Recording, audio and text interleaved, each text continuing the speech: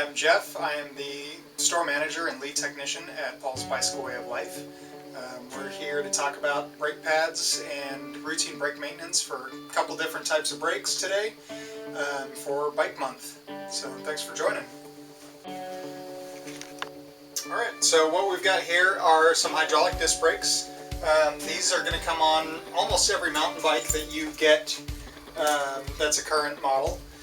And what you want to do before you ride is take a little flashlight and look in here just on each side of this, which is the rotor, and you'll see two pads. And what you're looking for is the compound on each side. This is a brake pad here, and you can see it has a metal backing and then a compound on the top. The compound is very thin, and when it starts to wear down, you'll pretty much just see the metal backing. So always check and make sure that you've got brake compound left on the metal backing before you ride. The brake pads on this bike here are worn out, so I'm going to go ahead and replace them. It's a pretty easy job, but of course if you don't feel comfortable doing it, bring it into a bike shop. What you're going to need are either a Allen wrench, a flathead screwdriver, or some needle nose pliers, because there's going to be a cotter pin, and so this guy has the standard cotter that you're going to remove with needle nose pliers just by bending it. You can slide the pads out with your hand, and when you take off the wheel, make sure you don't touch the rotor because you can contaminate it. So I'm going to put these pads aside, and I'm going to take a plastic tire lever and retreat the pistons back into the brake. So you'll see the little pistons are just poking out, and you're just going to take a tire lever and just gently push them back in. If there's any resistance, don't force it, and double check. You can squeeze the brake lever just a little bit to see if they're moving, and then go ahead and push it back in. So now we've got our new brake pads here. We're going to slide them in. Make sure they're all the way up in there and in place. And a lot of brake pads come with new cotter pins, so we're going to slide the new cotter pin in there and bend it so it stays in place. So before we put the wheel back in, I'm going to make sure that the rotor's not damaged. You can also measure it. It'll have a measurement on the side. This one is 1.2 millimeters. If it is less than that, then you want to go ahead and replace the rotor. So first, I'm going to refresh the rotor with a little bit of sandpaper or emery cloth and just rough up the edge just a little bit. It's going to remove any imperfections and help your brakes stop quite a bit better. And then I'm going to go ahead and clean it with 99% rubbing alcohol. Don't use anything else. Don't use brake cleaner. It's not made for this type of system.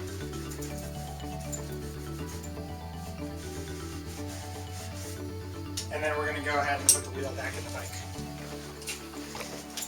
I'm going to use this little guy right here, or guide on the rear derailleur. Pull that back, wrap it around the cassette, and slide the wheel up in the frame. If you have a quick release, you'll be able to just close it at this point. This is a through axle. I'm just going to gently slide that in and close it on the frame.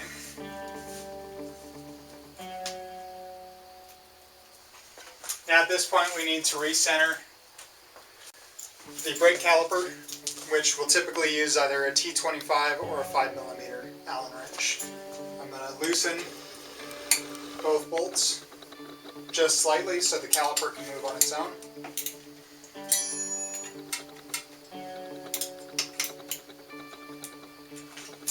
And then what I'm going to do is take a look at it and make sure that it's centered over the rotor.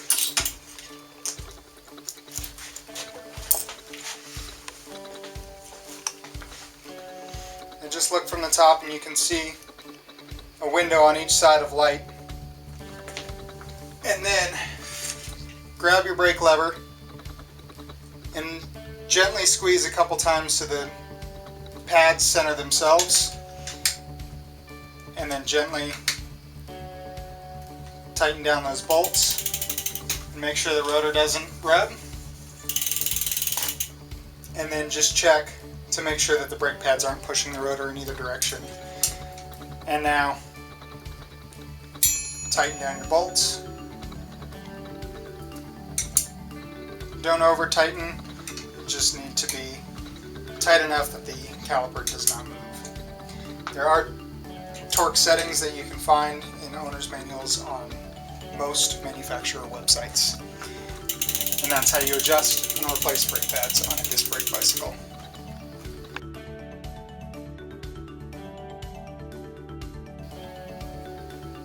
Now we're going to take a look at these V-brakes, which are a little bit more common for most commuter bikes, touring bikes, similar to the cantilever brake that might be on a cyclocross bike, older mountain bike, and also fairly similar to a road caliper brake, except those are a little bit more simplistic. These pads don't need to be replaced, but I will show you how you can tell when they do need to be replaced.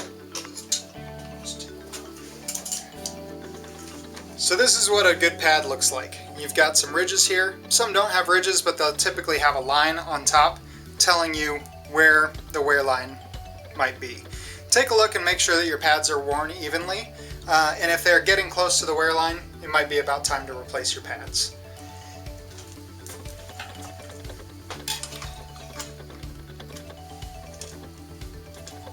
Another thing that you want to check while you're checking your brake pads is your braking surface. Braking surfaces should be flat. There shouldn't be any imperfections like cracks or excessive wearing. Excessive wearing will feel concave to the touch. So if it is concave, you want to replace your rim. It does take a long time to wear through, but we do see it quite often.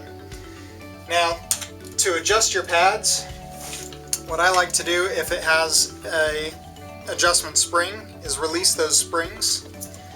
Take a 5mm Allen wrench, loosen the pad,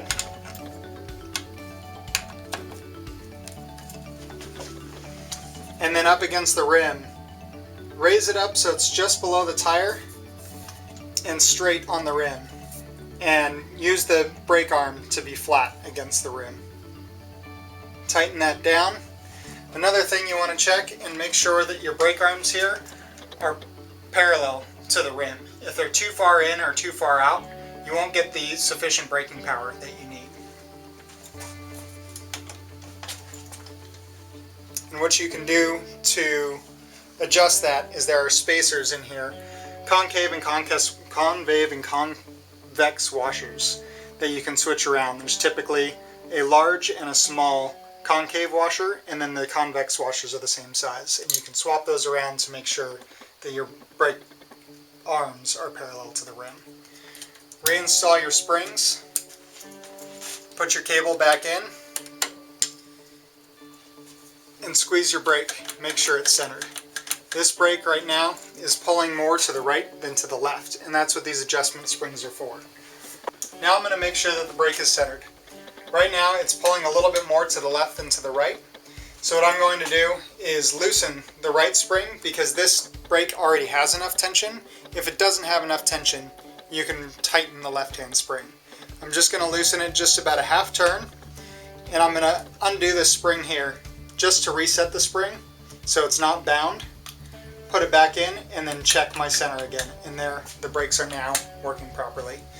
Spin your wheel and make sure that it doesn't rub.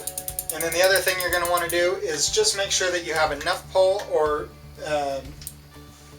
not too much pull here. So it's comfortable for your hand and you're not pulling the brake all the way to the bar. And that's how we get our V-brakes working.